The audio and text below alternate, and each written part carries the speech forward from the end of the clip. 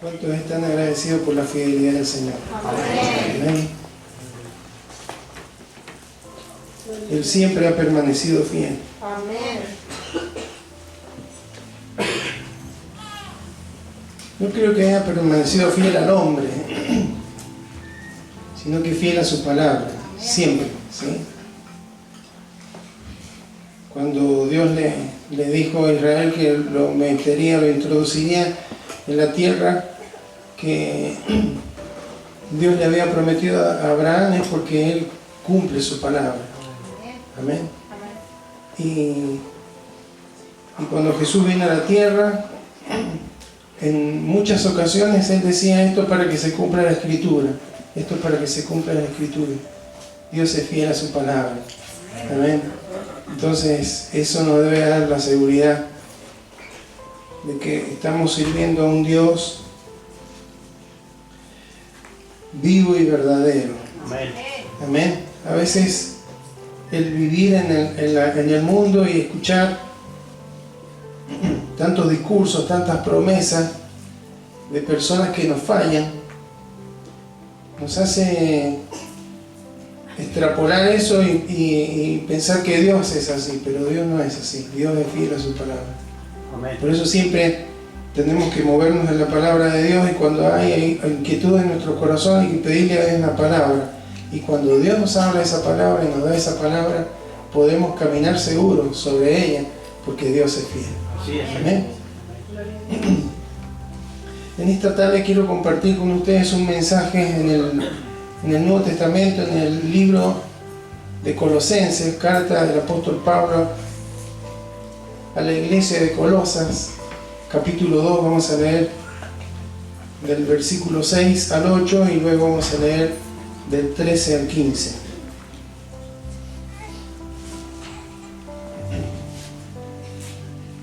Colosenses capítulo 2, versículo 6 al 8, leemos en primer término y después leemos del 13 al 15. ¿Lo encontró? Entonces vamos a leer en el nombre de Jesús.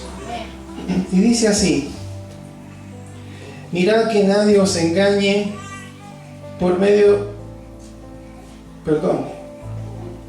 les dije del 6 al 8. Vamos a: por tanto, de la manera que habéis recibido al Señor Jesucristo, andad en Él, arraigados y sobreedificados en Él, y confirmados en la fe, así como habéis sido enseñados, abundando en acciones de gracia.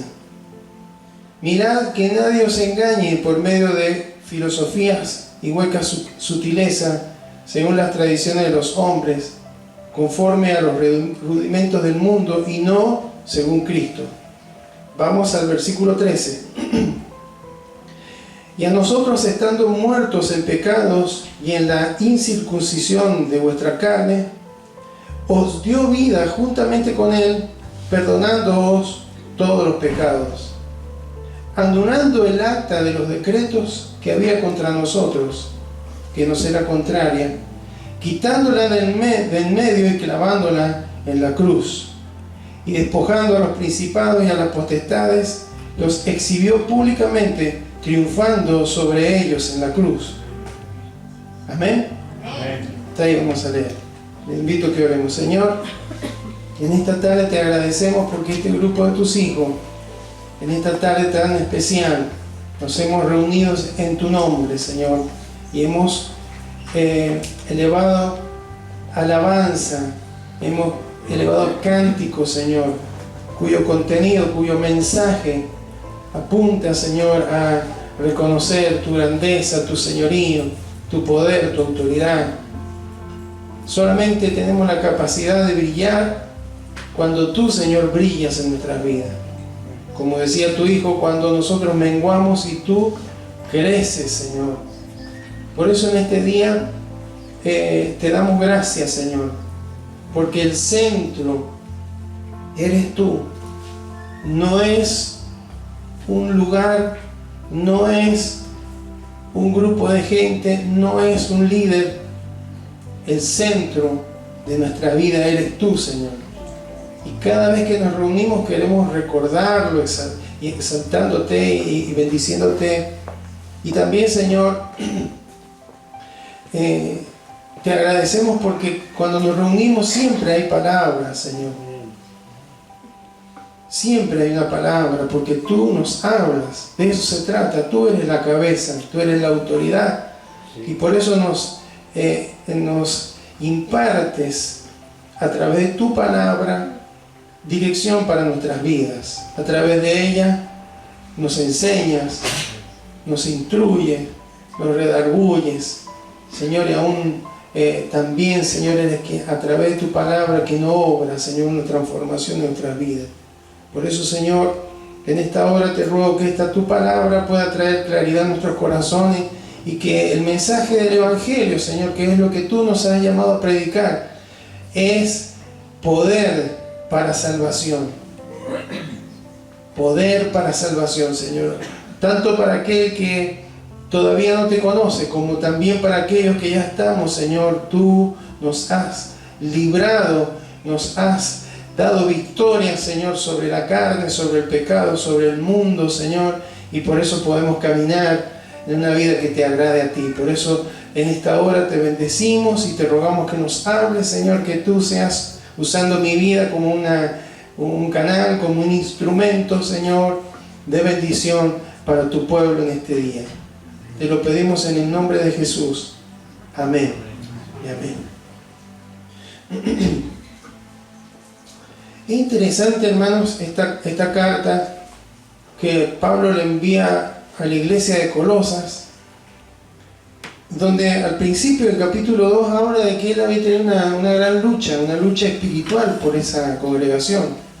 Recordemos que cada carta era enviada a todas las que vemos tienen nombre de ciudades, porque ahí había una congregación. Esa congregación tenía el nombre de la ciudad, ¿no? Entonces, Pablo describió de alguna manera su lucha por esta iglesia. Lucha que era a la distancia, porque la mayoría de los hermanos de Colosas no había visto nunca a Pablo, no lo conocían en persona. Él no había ido a esa ciudad, pero sí el anuncio del Evangelio había llegado a esa ciudad, había hermanos en ese lugar y él estaba preocupado. Primeramente por su entusiasmo, ¿sí? Porque entendía por las novedades que él recibía que habían hermanos que estaban un poco débiles, estaban un poco tal vez confundidos, estaban había una presión fuerte desde lo exterior, ¿sí? del ámbito en el que se movían en la ciudad, pero también dentro de la iglesia, porque habían algunos falsos maestros que se habían levantado y estaban confundiendo a estos hermanos. Entonces, él les dice por ahí en el capítulo 2, versículo 2, que él les manda estas palabras para que sean consolados sus corazones. Esta palabra consolación, paracleto, ¿sí? Paracleto es el consolador, paracleines, consolado, no solamente significa consuelo en medio de la aflicción, ¿sí? Como normalmente lo conocemos, sino también una exhortación. Es decir, que Pablo quería exhortarlos, alentarlos a cambiar algunas actitudes que estaban teniendo y que se mantuvieran unidos en amor, dice ahí. Es probable que ellos pensaran en la unidad en términos de estar en un mismo lugar, pero acá les está indicando, no, tienen que estar unidos en amor. Ese amor que solamente Cristo puede poner en sus corazones, dice, hasta alcanzar la riqueza del pleno entendimiento. Es decir, era una iglesia que habían conocido a Cristo, tenían una cierta enseñanza, pero estaban siendo avasallados por algunos conceptos errados. Y entonces, cuando habla del pleno entendimiento, es porque, por ejemplo, influenciados por la cultura, por la forma en la que se veía a Dios, no tenían un pleno conocimiento del carácter de Dios, de lo que hemos cantado ahora, de la bondad de Dios, del amor de Dios. Más que nada se lo veía a Dios como alguien muy severo, muy dispuesto a castigar. También en cuanto a la salvación, ellos necesitaban tener una mayor claridad. Por eso algunas de las palabras que luego leímos, ¿no? Entonces ese pleno entendimiento de Dios el Padre y de Cristo era lo que ellos necesitaban saber, y empieza a afirmar: en quien están escondidos todos los tesoros de la sabiduría y del conocimiento. ¿Por qué habla de esto? Porque habían dos fuentes fuertes de influencia dentro de la iglesia. Uno eran los judíos. Los judíos, o sea, aquellos de ascendencia judía, que todavía permanecían con algunas prácticas concernientes a la ley y que estaban tratando de convencer a los hermanos de Colosa a que tenían que aplicar esas prácticas para completar la salvación. ¿Sí? Y por otro lado estaban los gnósticos, ¿sí? Aquella gente que decía que para que la salvación pudiera ser completa, el creyente tenía que tener ciertos conocimientos, cierta sabiduría que solo algunos de ellos tenían, y por lo tanto por eso estaba preocupado Pablo, porque había una fuerte influencia dentro de la iglesia de Colosa para que de alguna manera querían completar la obra de salvación que Cristo ya había realizado en la cruz. Pero además él afirmaba: todos los tesoros de la sabiduría y del conocimiento están en Cristo, no están en nadie más que Cristo.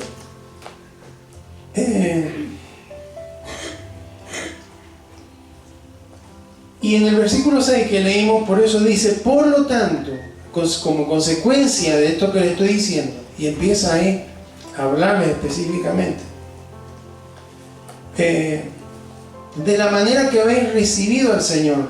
Esa palabra recibido en el griego tiene un significado de haber recibido por una transmisión, por una tradición, ¿sí? La palabra original es: había recibido la tradición de Cristo. Cuando uno dice tradición, piensa en las cuestiones culturales propias de un pueblo, un grupo de gente, ¿no es cierto? Bueno, ellos habían recibido enseñanza de la cultura del reino de Dios, cuáles son los parámetros, cuáles son los fundamentos, cuáles son las enseñanzas, cuáles son los principios que están sosteniendo el Evangelio de Cristo. Entonces, ¿por qué les digo esto? Porque contrasta con el versículo 8, donde habla de las tradiciones de los hombres. Siempre el apóstol Pablo está haciendo un contraste. Cuidado con lo que están tratándolo de convencer, de cuestiones que son de hombres. Son tradiciones, pero que vienen generacionales, son pensamientos, formas de ver la salvación, de qué tengo que hacer para ser aprobado por Dios, cuestiones que han ideado los hombres, pero que no vienen de la enseñanza de la doctrina de Cristo. ¿Está bien? Entonces eso es lo que le empieza a decir, y después da unas expresiones como metafóricas, ¿no? Arraigados y sobreedificados en él. Arraigar tiene que ver con raíz. ¿Bien? Tiene que ver con algo que va creciendo hacia adentro, y eso es lo que tiene que pasar en nuestros corazones. Lo que tenía que pasar en los corazones de ellos: tenían que estar arraigados en Cristo, no en algo religioso, no en una cultura, no en ciertas prácticas, sino tienen que echar raíces en Cristo, porque solamente de esa manera pueden llevar frutos correctos, ¿sí?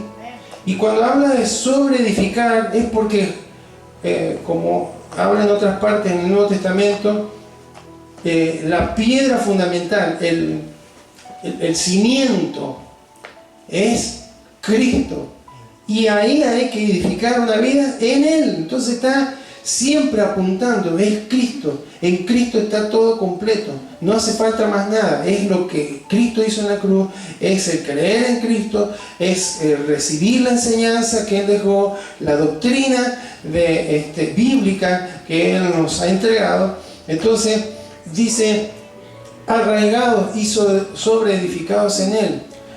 La raíz, hermano, ¿usted ve las raíces?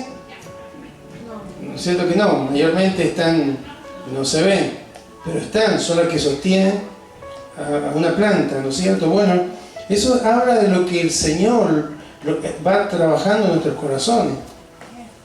¿Cómo se evidencian las raíces? Hay un crecimiento y hay fruto. Entonces yo puedo ver una planta que no sé qué es lo que es, pero cuando florece y da fruto, ahí me doy cuenta de qué planta estoy hablando. Bueno, esto de estar arraigado en Cristo, cuando yo estoy creciendo en Cristo, cuando yo estoy madurando en Cristo, bueno, el fruto será que Cristo se va a ver en mi vida, en mi corazón. Eso le está diciendo. Es lo mismo que la edificación, en la medida que somos edificados como un edificio de Dios, como un cuerpo, como una iglesia, la madurez se va viendo, el crecimiento va notándose. Por eso usa estas dos palabras. Y después habla de confirmados en la fe. Confirmados en la fe, hermano, tiene que ver con algo que es sólido. No le leo las palabras en griego, que son medio difíciles de pronunciar por ahí, pero confirmados habla de algo sólido, que no se puede mover, que está asegurado. Entonces, lo que le da solidez, hermano, a nuestra vida como creyente es nuestra fe. ¿En quién? En Cristo. Entonces, todo está enfocado en Cristo. Amén. Y en esta época, en todas las épocas, hermano, todo el Evangelio tiene que estar enfocado en Cristo. Amén. Porque por ahí hay tendencias, hay formas, hermanos, que, bueno, uno puede predicar el Evangelio de diferentes formas. Uno puede predicarlo con un saco de una corbata como yo, puede predicarlo con una remera. No tiene nada que ver la presencia, sino uno lo hace por una cuestión de hábito solamente, pero siempre se tiene que predicar a Cristo y siempre se tiene que usar la palabra. ¿Amén? Entonces, no porque estamos en otra época y que hay que ser tal vez un poco, hay que usar otras formas, vamos a dejar de usar la palabra de Dios. Hay que leer la Escritura, porque ahí está el fundamento de nuestra fe. ¿Amén? ¿De dónde viene la fe? Por el oír. ¿Oír qué? Por el oír, por la palabra de Dios. Amén. Entonces, y termina diciendo abundando en acciones de gracia. Por supuesto, hermano, que esto es una característica de los hijos de Dios. Tenemos que abundar en acciones de gracia por todo lo que Dios ha hecho en nuestra vida. Independientemente de lo que todavía no creemos nosotros que no ha hecho, porque lo más importante ya lo hizo. Amén. Lo que se refiere a nuestra vida eterna, lo que se refiere a nuestra salvación, lo que se refiere a la plenitud en Cristo que podemos disfrutar, ya lo ha hecho. Amén. Entonces, vemos ahí en el versículo 6, hay dos, después del por tanto, consecuencia de lo que le estoy diciendo, que ustedes tienen que estamos en una lucha, que yo veo que necesitan consuelo, necesitan ser exhortados para que se mantengan en unidad, para que alcancen el pleno entendimiento, para que entiendan que el pleno conocimiento está en Cristo, etc. Como consecuencia de esto, Él les dice, tienen que andar en Cristo. Esta es la primera imperativo, tienen que andar en Cristo. O sea, no es solamente haberlo recibido a Cristo, haber recibido la salvación, haber sido hecho una nueva criatura, sino que hay que permanecer caminando en Él, agradándole a Él en todo lo que hacemos. Eso es lo que le está diciendo.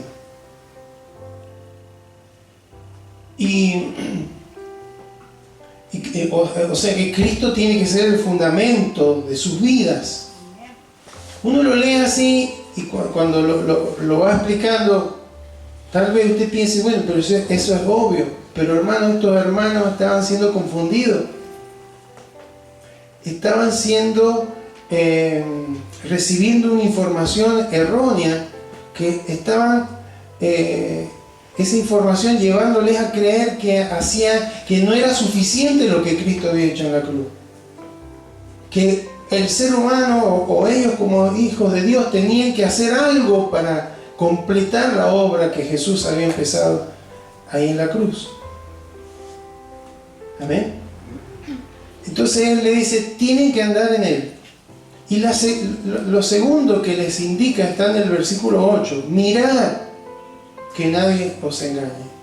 Ese mirad, hermano, es observen, presten atención a lo que está pasando alrededor, ¿sí?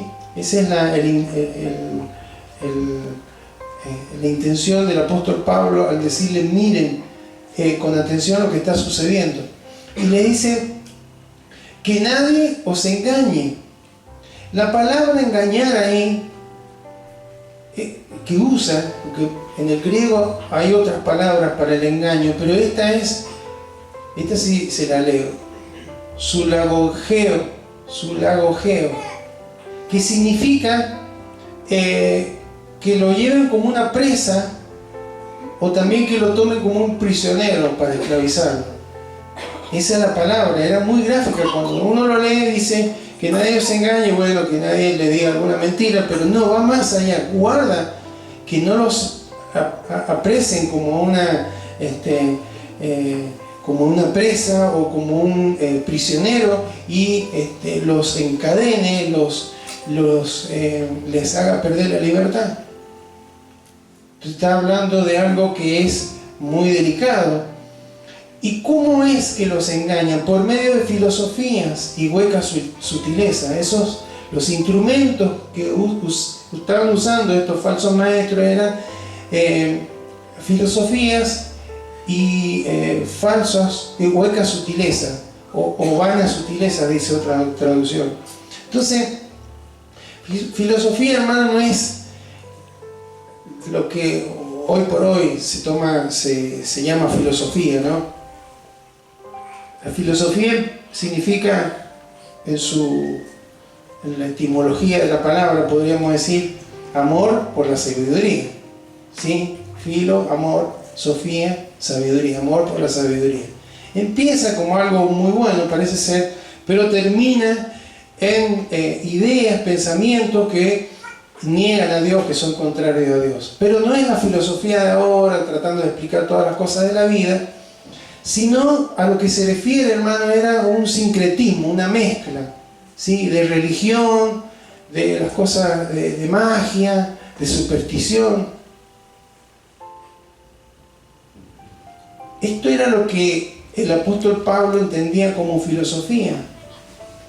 Y también habla de vanas o huecas sutilezas. Vana sutileza, algo hueco, era algo que no hace contraste con lo que le decía recién de raíces. Esto es hueco, es algo que aparenta ser algo novedoso, extraordinario, pero que no tiene sustento. Es algo hueco que va a generar un problema en su corazón. Entonces nadie los atrape, nadie los engañe por medio de estas formas de pensar o hueca sutileza que tienen, acá viene la palabra, según las tradiciones de los hombres, es decir, que están originadas, hermano, en el pensamiento, en el razonamiento humano, pero que no tienen que ver conforme a los rudimentos del mundo y no según Cristo. Entonces, hermano, cuando leemos esto, hermanos, nos damos cuenta que eso que estaban pasando los colosenses es lo que pasa hoy en día. Dios hace unos días atrás nos habló algo de esto, acerca de todo lo que es el humanismo y demás. Mire, ¿cómo será? Estoy agradecido de hace dos o tres días salió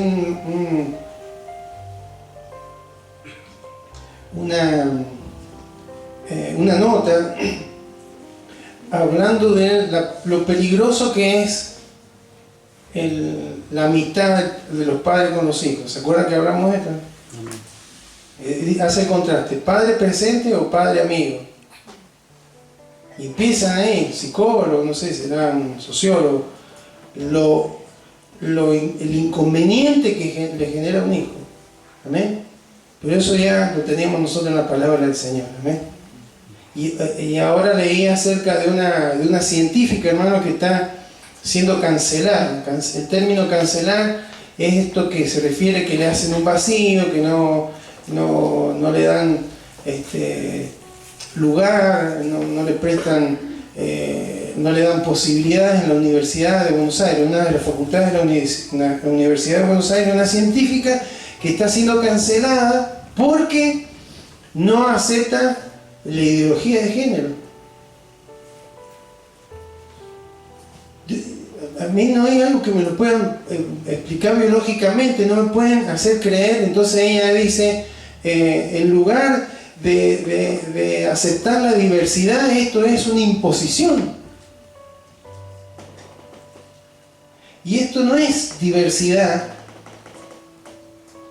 o esa libertad de pensamiento que se dice que todos tenemos que tener la libertad de pensamiento porque se tiene que tener un pensamiento único. Esto es lo que se tiene que pensar, que es así.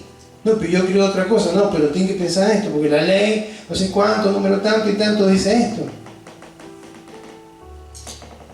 Entonces, hermanos, esas presiones que hoy tiene un profesional y que lo tendrán nuestros hijos, lo tendrán nuestros maestros, nuestros profesores, los profesionales, los trabajadores, en diferentes niveles en los que nos toca movernos, son las presiones que tenían los hermanos de Colosa.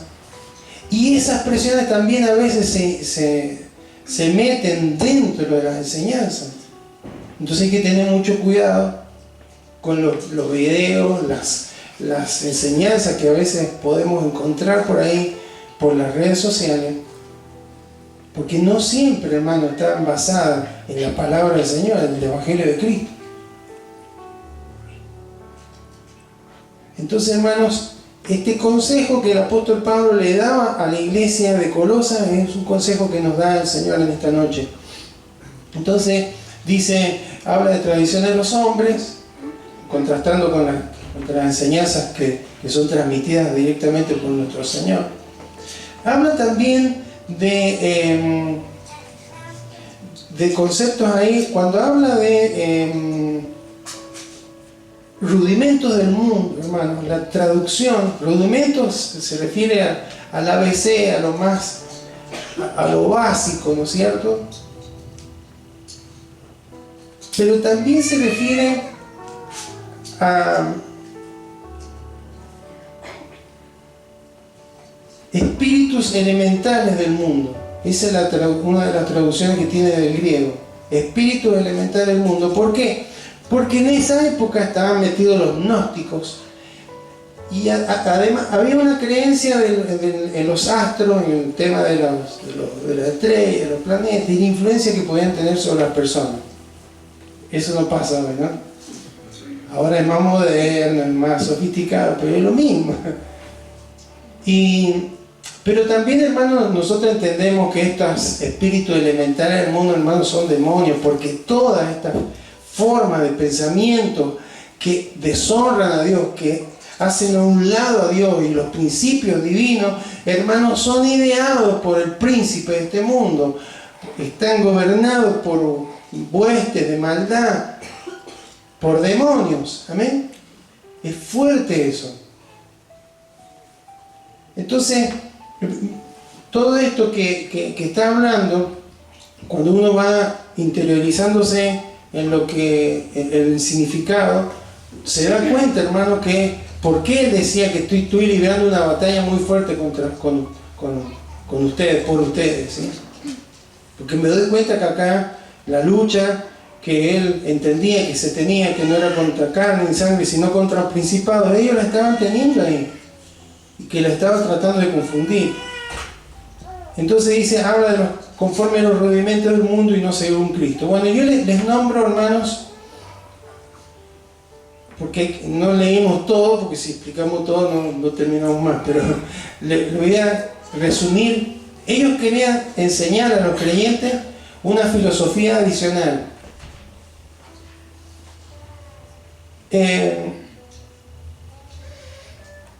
Y por eso, hermanos, el Señor a través del apóstol Pablo le dice, no, es suficiente con la obra de Cristo, es suficiente con lo que Él ha hecho en la cruz.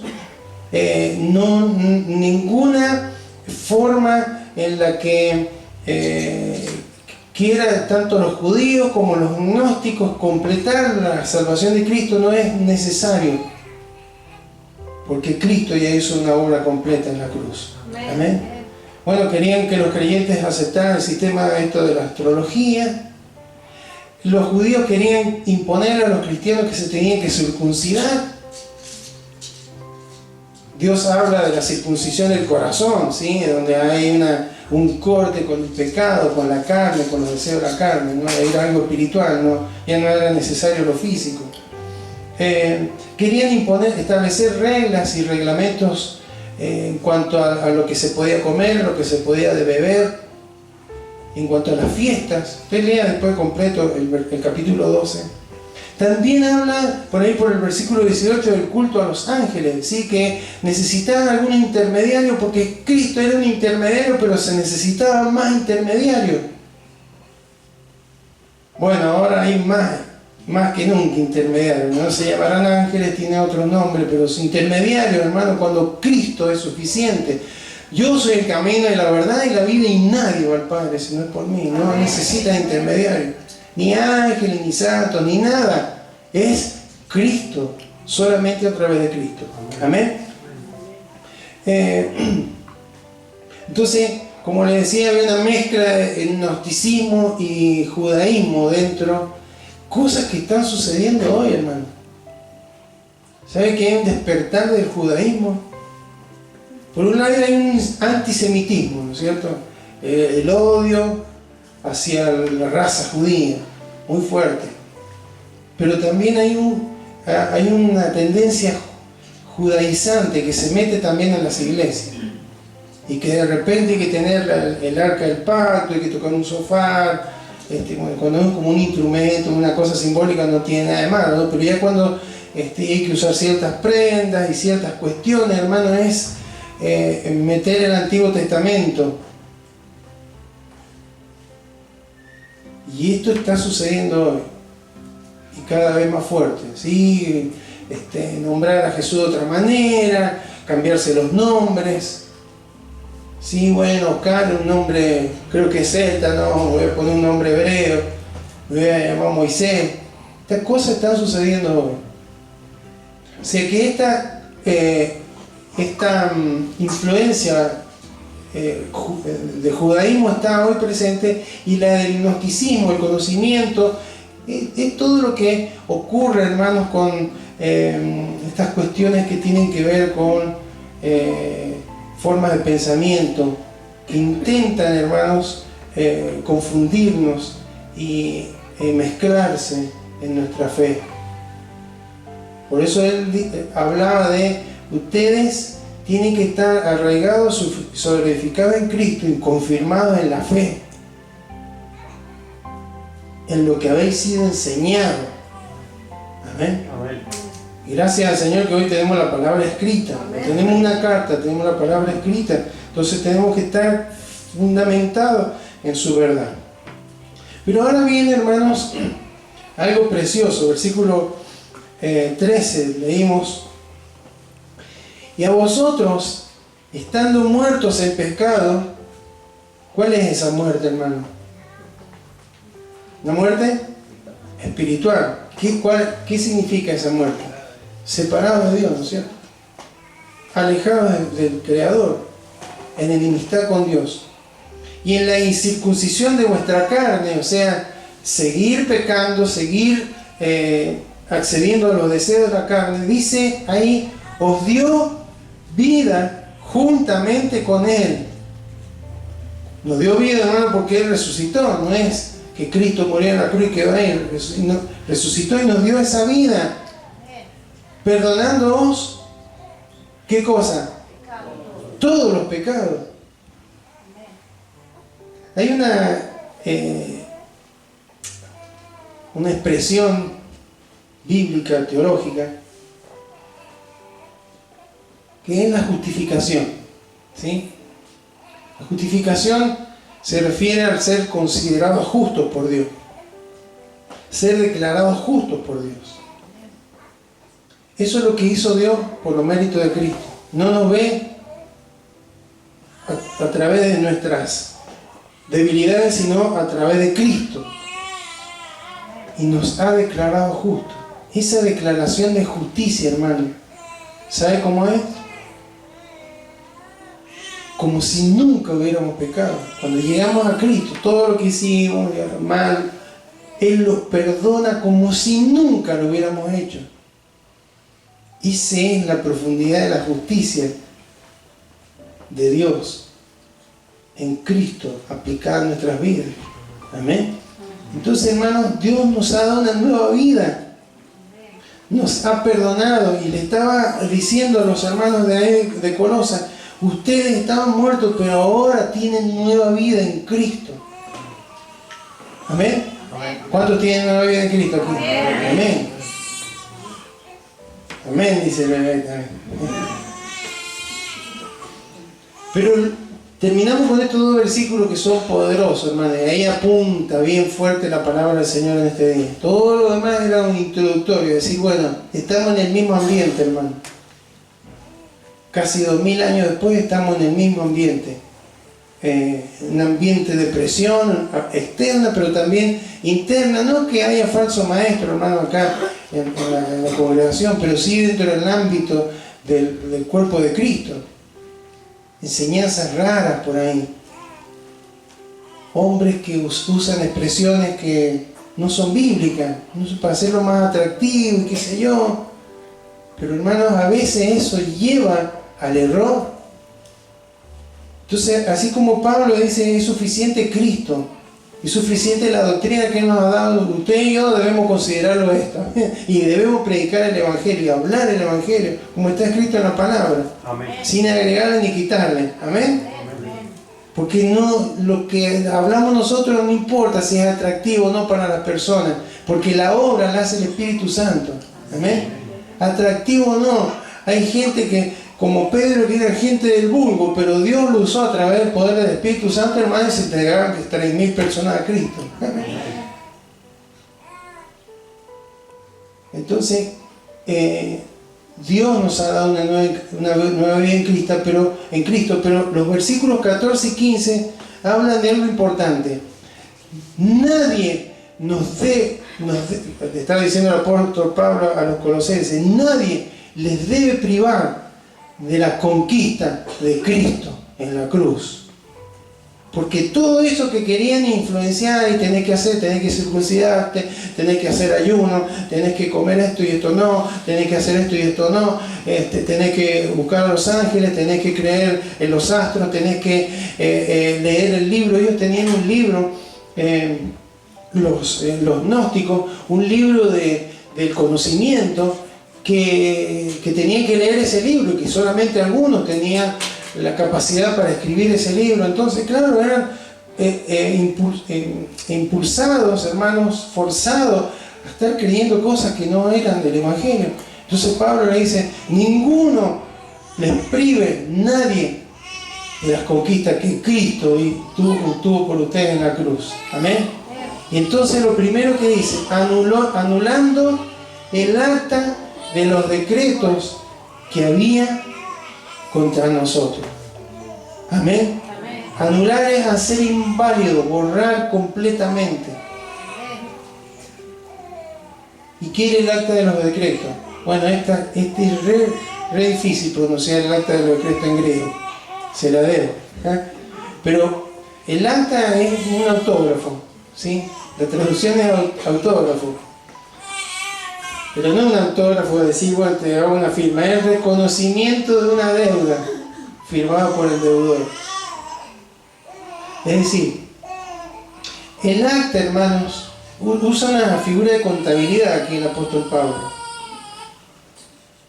Cuando una persona contraía una deuda, firmaba una especie de pagaré, diciendo, yo debo esto, y ponía la firma. Y hasta que no pagaba, era un deudor. Bueno, hermanos, el acta que nos era contraria era todo aquello que nosotros, antes de conocer a Cristo, teníamos en contra. Dice la Biblia que la paga del pecado es muerte. Entonces, todo aquello que nos separa, muerte, que es lo que es muerte espiritual, separación, lo que nos separaba de Dios, hermano, era el pecado. Entonces, todo el acta, dice que en la antigüedad, cuando era alguien colgado en una cruz o estaqueado en algún lugar, era común que le clavaran o le pusieran al lado un papel, un papiro con las deudas que tenía, homicida, asesino, lo que fuere. Por eso a Jesús, hermano, en la cruz le pusieron no le encontraron nada, le pusieron muere porque dice que es el rey de los judíos, y le pusieron ese cartel. Pero el acta de los decretos, hermanos, era ese registro de deuda que nosotros teníamos delante de Dios y que no podíamos pagar. Él la borró en la cruz, hermano. Él pagó la deuda. Nos redimió con su sangre. Amén. Nos redimió, nos rescató. Él se hizo cargo. El registro de nuestros pecados ya no está, ya está borrado. Yo no sé cuántos años usted lleva de conocer al Señor, de haber nacido de nuevo. Pero yo me he encontrado con muchos cristianos que han pasado los años y siguen con una carga por los pecados que cometieron en la juventud, a veces graves, sí. Tal vez a alguno le pasaba esto acá en Colosas. Y el Señor, a través del apóstol Pablo, le dice, el acta fue anulada. Ya no sos más deudor por eso.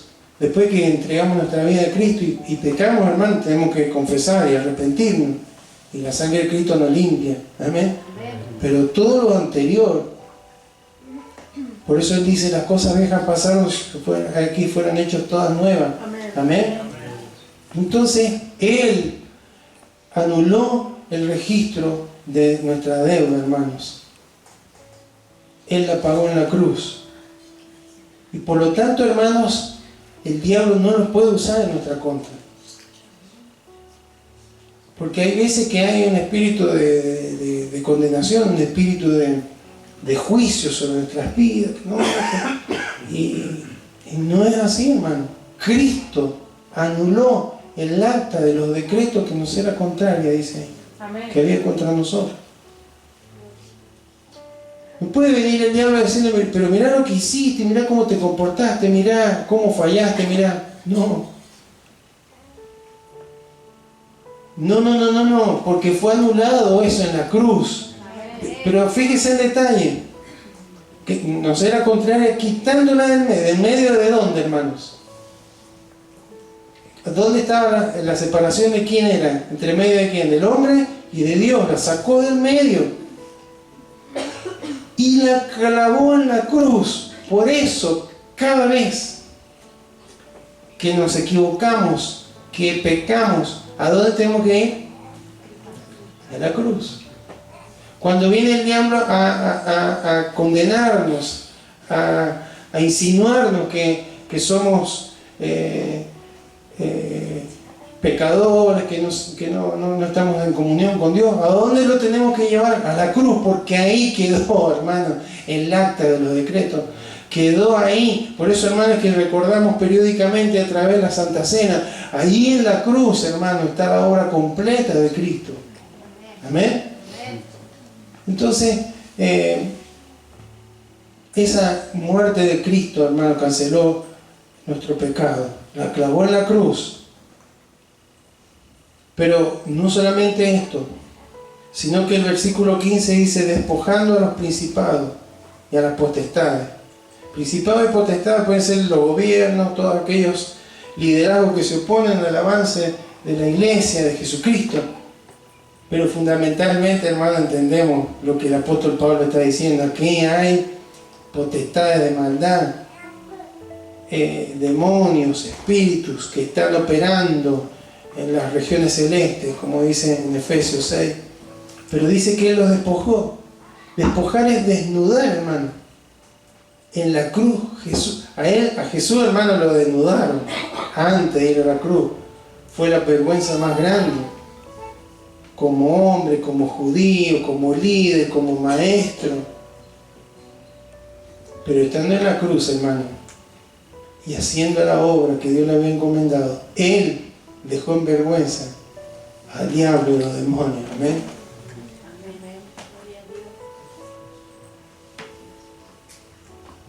Esos son los poderes demoníacos que afligen al mundo, que habla Efesios 6, ¿no es cierto? Les quitó la vestidura. Pero no solamente eso, hermano, sino que dice que los exhibió públicamente triunfando sobre ellos en la cruz. Ahí, hermanos, Jesús derrotó al que pergenia, al que induce al ser humano a pensar que de otra manera puede llegar a ser salvo, que puede tener vida eterna. Ese enemigo fue derrotado en la cruz y fue exhibido públicamente. Dice que los reyes o los generales romanos en esa época, cuando tenían una gran victoria, había una procesión triunfal entrando en la ciudad, cuando todos aplaudían y eran recibidos como Jesús fue recibido en Jerusalén, ¿se acuerdan? Y dentro de esa procesión venían el botín de guerra, todos los prisioneros de guerra. El general iba adelante, pero para que fuera adelante, hermano, el general tenía que haber sido parte de las operaciones, tenía que haber estado ahí, tenía que haber sido exitoso, pero tenía que haber batallado. Hermano, nuestro general es Jesucristo. Él hizo la obra ahí en la cruz. Entonces, hermano, ¿qué es lo que nos dice esto? Que Cristo venció al diablo en la cruz. Amén. Y nosotros, hermanos, Él nos dice que somos más que vencedores. Amén. ¿Sabe por qué? Porque tenemos la misma victoria de Cristo sin haber tenido que pasar por lo que pasó el Señor Jesús. Nosotros solamente tenemos que recordarle a nuestro enemigo que ha sido derrotado. Cuando meditaba en esta palabra, hermano, recuerdo siempre cuando se manifiesta un endemoniado y uno está orando y clamando al Señor para que sea libre. Una de las cosas que hago permanentemente, y no lo hago en voz muy alta a veces, pero es decirle: Cristo te venció en la cruz. Y siempre, hermano, al principio, la persona que está poseída, por supuesto no es la persona, es el espíritu que la domina, se ríe burlescamente. Podrá durar 15 minutos, media hora, 1 hora, 2 horas, pero llega un momento, hermano, que no se resiste, porque sabe que esa es la verdad. Amén.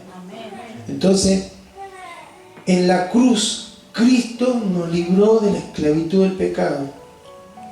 Cristo conquistó la maldad. Amén.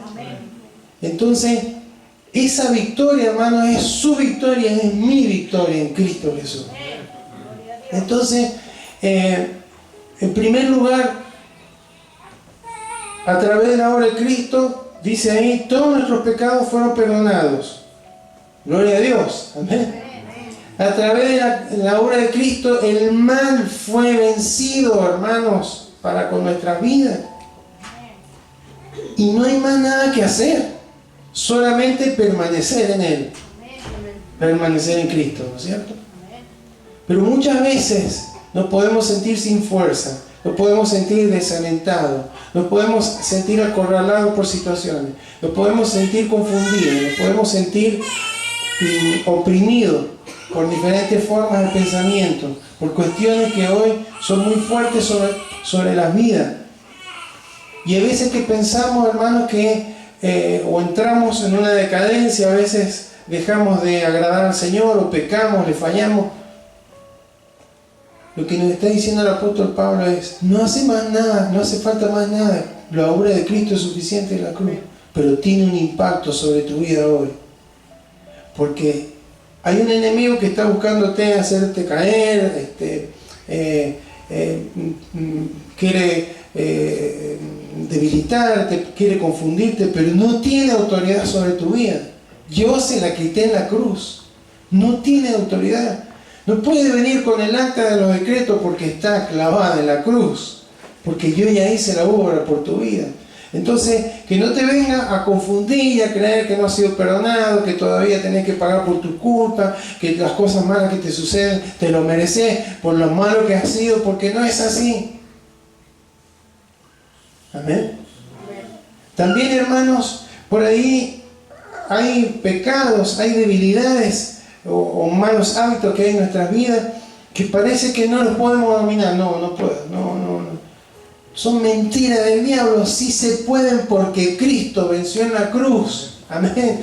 El acta no solamente clavó ahí el acta de los decretos que nos era contrario y lo anuló, sino que también despojó a los principados y a las potestades y lo exhibió públicamente, triunfando sobre ellos en la cruz. Y esa victoria de Cristo es su victoria, es mi victoria. Entonces, si hay alguno que piensa, yo con esto no puedo, yo no puedo luchar con esto, nací así, con esta debilidad, con esta tendencia, son mentiras. Porque Cristo lo ha hecho a usted más que vencedor. Amén. Por ahí pueden venir pensamientos de que no puede tener una relación estrecha con el Señor, que no puede tener una comunión con Dios, hermano. Mentiras, porque Cristo sacó del medio aquello que impedía que pudiéramos tener comunión y lo clavó en la cruz y anuló los efectos de ese decreto, que era muerte. Así que nos ha dado vida, y esa vida es una vida en plenitud, conectado con la fuente de vida, hermano, nuestro Dios, nuestro amoroso Dios. Amén. También, hermanos, podemos buscar sabiduría, no la sabiduría del mundo, la sabiduría en Cristo, que, como decía, en Él están escondidos todos los tesoros de la sabiduría.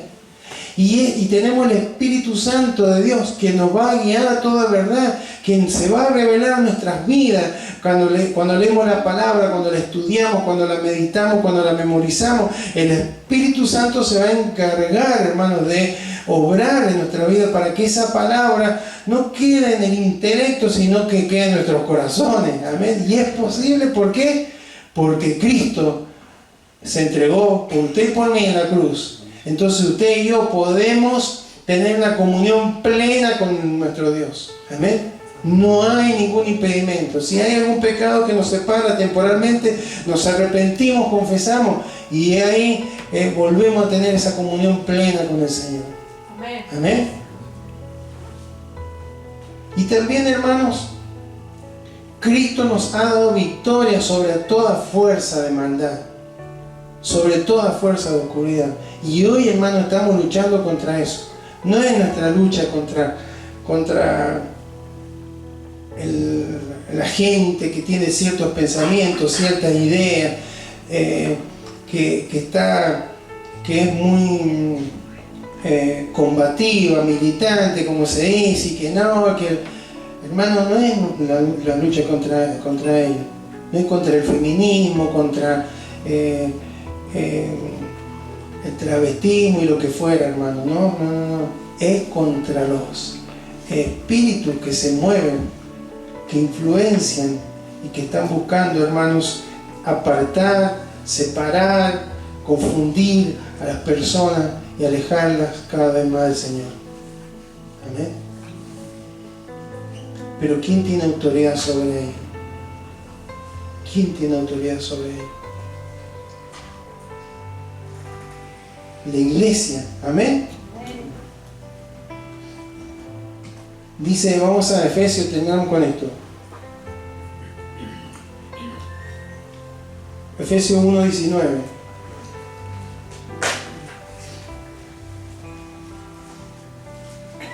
Leemos el 18. Escuche bien. Alumbrando los ojos de vuestro entendimiento, para que sepáis cuál es la esperanza a que Él os ha llamado y cuál es la riqueza de la gloria de su herencia en los santos, y cuál es la supereminente grandeza de su poder para con nosotros los que creemos, según la operación del poder de su fuerza. ¿Quién es este que está operando en nosotros, hermano? El Señor, amén, nuestro amado Salvador, la cual operó en Cristo, resucitándolo de los muertos y sentándole a su diestra en los lugares celestiales. Y fíjese, sobre todo principado y autoridad y poder y señorío, y sobre todo nombre que se nombra, no solo en este siglo, sino también en el venidero. O sea, era el siglo I, ahora estamos en el siglo XXI, pasaron 20 siglos y sigue teniendo vigencia la palabra. Amén. Venidero se aplica a todos los siglos que vienen. Pero sigue diciendo el 22, y sometió todas las cosas bajo su pie, bajo los pies de Cristo, y lo dio por cabeza sobre todas las cosas. ¿A quién? A la iglesia, la cual es su cuerpo, la plenitud de aquel que todo lo llena en todo. Usted y yo, hermano, estamos en autoridad. Amén. Entonces, cuando usted discierna, entienda, perciba en su espíritu que hay una lucha espiritual en su vida, en su hogar, en sus hijos, en su salud, en su economía, en el ámbito que sea, usted y yo podemos tomar la autoridad de Cristo en el nombre de Jesús, hermano, y estar confrontando a estos que fueron despojados, a estos que fueron exhibidos públicamente y a aquellos que fueron derrotados por Cristo en la cruz. Amén. Entonces, hermano, tenemos que apropiarnos de esas conquistas de Cristo en la cruz y hablarle con autoridad al enemigo. Recuerden, no tenemos lucha contra carne ni sangre. No es discutir con las personas, no, pero yo creo esto, y no vamos a llegar a un entendimiento, a menos que el Espíritu Santo pueda obrar un milagro en una persona, ¿sí? Pero sí, hermanos, podemos hacer como el apóstol Pablo, como decía en el versículo 1, quiero que sepáis cuán grande lucha sostengo por vosotros. Amén. ¿Cómo es esa lucha? Si estaban, aunque ausente en el cuerpo, decía por ahí, estoy presente en lo espiritual, porque estaba clamando, hermano, orando al que todo lo puede. Y estoy seguro, hermano, que después de esta carta y la obra del Espíritu Santo, esos hermanos deben haber seguido firmes en el Señor, con claridad. Entonces, hermano, esta palabra nos trae el Señor para que podamos saber que la obra de Cristo en la cruz fue completa y tiene que ver con nuestra vida hoy. No se trata de una experiencia cuando lo conocí a Él, tiene que ver con cada día de nuestras vidas, tiene que ver con mantenernos en Él, tiene que ver con creerle a Él, tiene que ver con buscarle a Él la sabiduría para tener entendimiento, para saber cómo aplicar la palabra, para saber cómo tomar decisiones a través de la Escritura, hermano. Él está ahí para sostenernos, Él dejó al Espíritu Santo para guiarnos a toda verdad. Y aún cuando tenemos lucha, hermano, espiritual, cuando hay un enemigo que se levanta, que trata de dominarnos, aprovechando por ahí situaciones adversas que vienen sobre nuestras vidas, usted y yo estamos en la autoridad, hermano, para pararnos firmes y recordarle que Cristo lo venció en la cruz, que no tiene ninguna influencia sobre nuestras vidas, porque el acta de los decretos que nos era contraria fue clavada en la cruz, fue borrada por Cristo. La deuda fue pagada por Él en la cruz, y usted y yo hemos sido perdonados, hemos sido limpiados, y nos ha dado victoria sobre el pecado, y aún nos ha dado victoria, hermano, sobre todo mal, sobre nuestras vidas. ¿Amén? Entonces no hay que tenerle temor.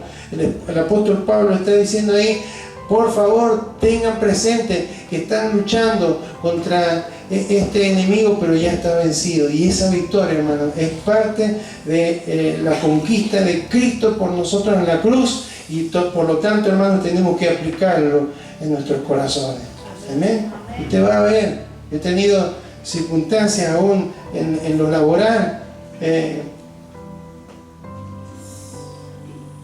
adversidad, de opresión fuerte. Uno discierne en lo espiritual, hermano, cuando no es una persona, no es un carácter, no es el ímpetu o el temperamento de alguien, sino que hay algo más ahí atrás. Y cómo, hermano, uno clamando al Señor, yéndose a un lugar, por supuesto, solitario, pero clamar al Señor, tomar autoridad, y cómo el Señor cambia los ambientes, cómo el Señor toma control.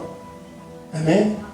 Porque Cristo nos habla de que esa es nuestra herencia en Él. Amén. Entonces, ellos han sido despojados, han sido públicamente exhibidos, y Cristo ha triunfado sobre ellos, y esa victoria es suya, es mía. No hay que tener temor, y hay que tomar, hermano, hay que meterse en el mundo espiritual. Es muy fuerte, en este tiempo es muy fuerte. Amén. No es acá porque, bueno, yo tengo no sé cuántos años de evangelio, porque me conozco algunos versículos. Acá hay que mantenerse en Cristo, pararse firme en la verdad, y estar, hermanos, confrontando a todas estas formas, filosofías, huecas sutilezas que están intentando, hermanos, hacer daño aún en la iglesia de Cristo. Amén. Así que, iglesia, reciba esta palabra. Sepa usted que es vencedor, es una vencedora en Cristo Jesús, y mientras permanezca en Él, va a tener esa autoridad para confrontar todo lo que se levante contra su vida. Amén. En lo espiritual. Invito a que se coloque de pie, vamos a orar.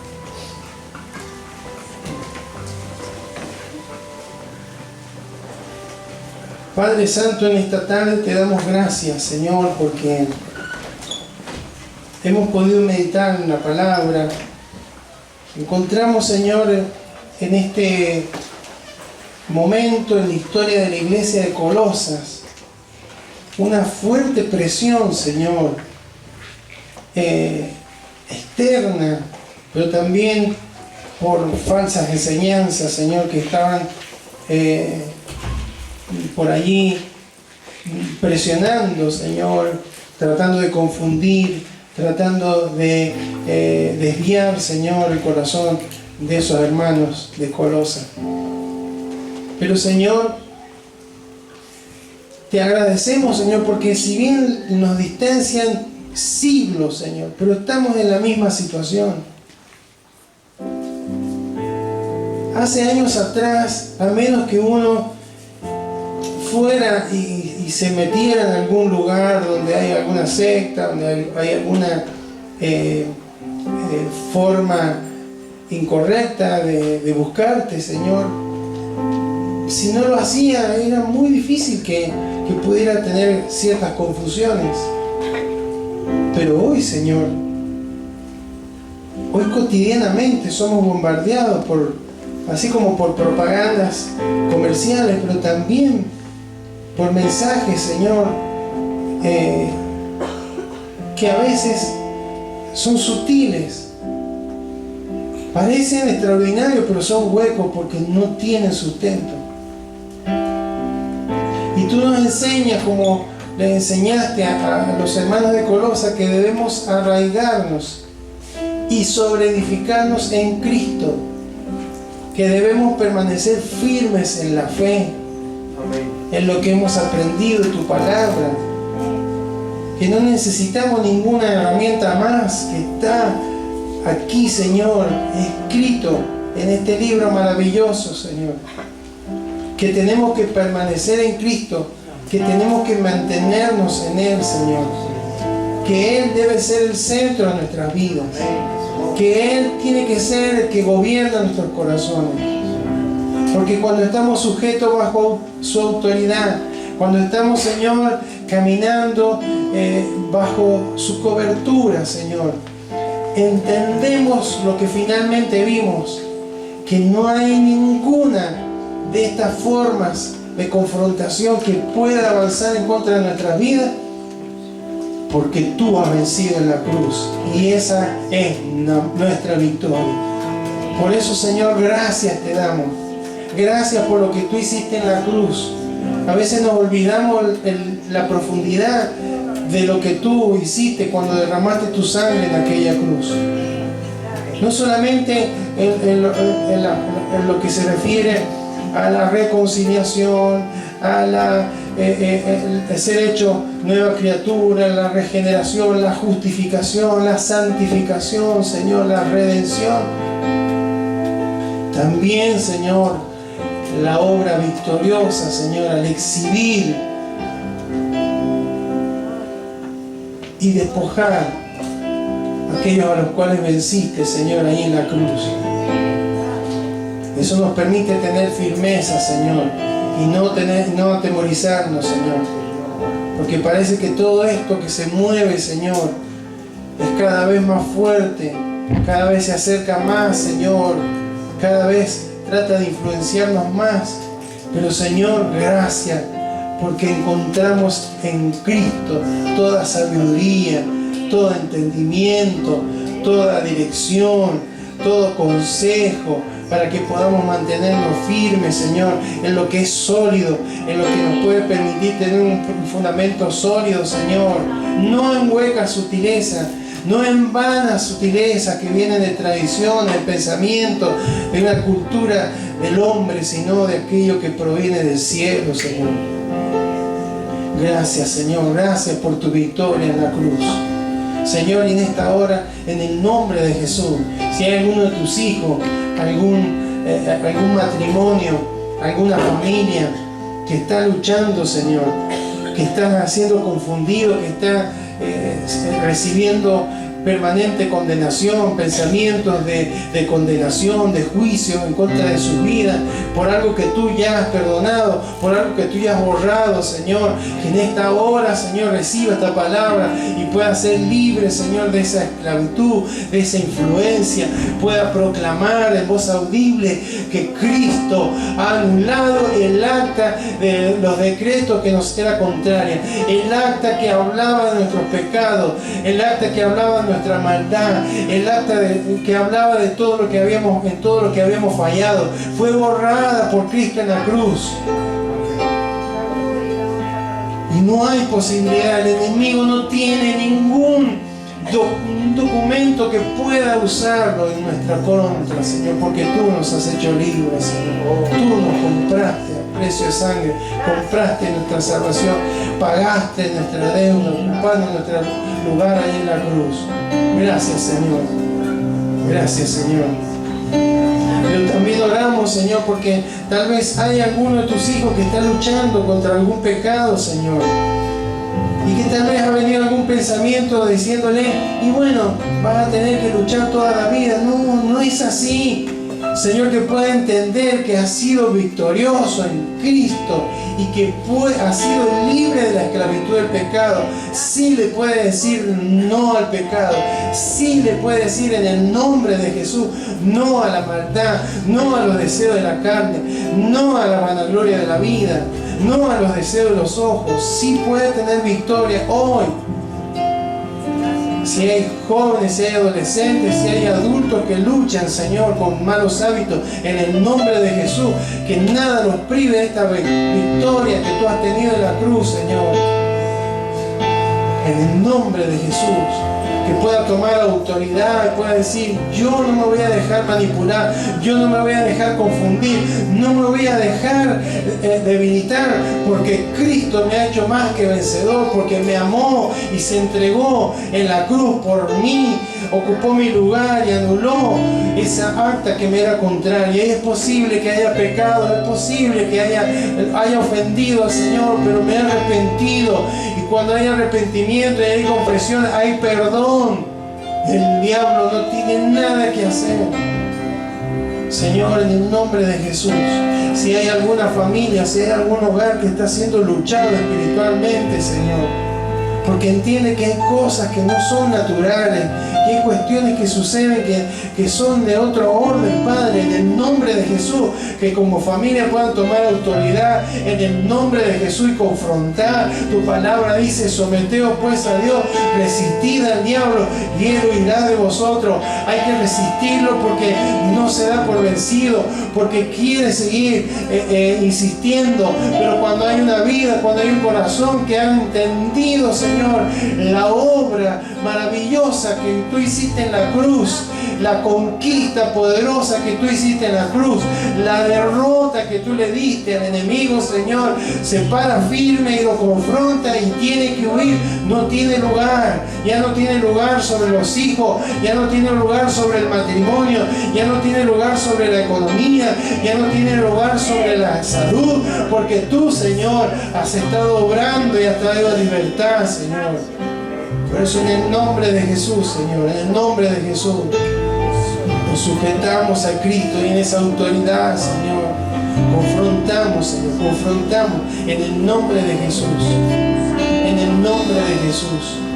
Gracias, Señor, gracias porque tú nos has hecho libres, porque tú nos has hecho vencedores y queremos caminar en esa victoria, arraigados y solidificándonos en Cristo, la roca inamovible, en su verdad, en su enseñanza, Señor, en el nombre de Jesús.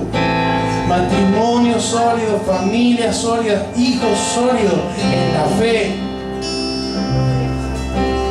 Gracias, Señor. Gracias, Señor, porque nada nos va a mover, nada nos va a mover, Señor, porque tú eres un Dios de poder y de autoridad. No nos abandonas, Señor. Si nos dice que nos tenemos que someter a ti y resistir al enemigo, es porque hay una lucha, porque hay una batalla, Señor. Y no queremos estar desapercibidos en esto. No queremos, Señor, decir que todo es del enemigo, pero tampoco queremos, Señor, cometer el error de no entender el mundo espiritual, Señor, que se mueve a nuestro alrededor, donde hay principados, donde hay jerarquías de maldad que dominan, Señor, dominan en las ciudades, dominan en los barrios, Señor, dominan en la familia, dominan en los jóvenes, Señor. Espíritus de miseria, espíritus, Señor, de maldad, espíritus, Señor, de homicidios. Señor, pero en el nombre de Jesús creemos, Señor, que tenemos autoridad para movernos en victoria, Señor. Y mantenernos, Señor, firmes en la fe, Señor. Y aún poder, Señor, alentar, anunciar y hablar de aquel que nos amó y se entregó a sí mismo por nosotros, Señor. Para que todos aquellos que están todavía en la oscuridad, para que todos aquellos que el diablo tiene el acta de los decretos y que los tiene ahí para tenerlos dominados, Señor, puedan recibir libertad, la libertad que cada uno de tus hijos hemos recibido. En el nombre de Jesús, ayúdanos como iglesia, Señor, a proclamar, a hablar, Señor, lo que hemos recibido, lo que tú has hecho en nuestras vidas, Señor, como un testimonio poderoso, Señor, de que es posible, Señor, vivir una vida en plenitud en Cristo, Señor. Gracias, Señor. Te bendecimos, Señor. Te bendecimos, Señor, porque tú eres vencedor y victorioso, Señor.